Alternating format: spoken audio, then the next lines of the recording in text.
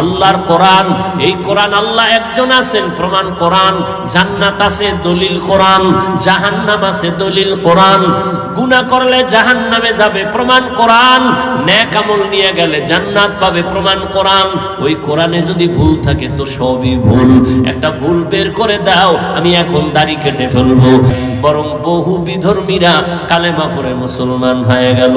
ও আল্লাহর বান্দারা, তাহলে সমস্যাটা কোথায়? তুমিও মুসলমান, আমিও মুসলমান না যুবক? তোমার আমার আল্লাহ দুই না এক? বুঝে শুনে কইও, প্যাঁচ লাগাইও না। ও যুবক বাবা, বলো তোমার আল্লাহ আমার আল্লাহ?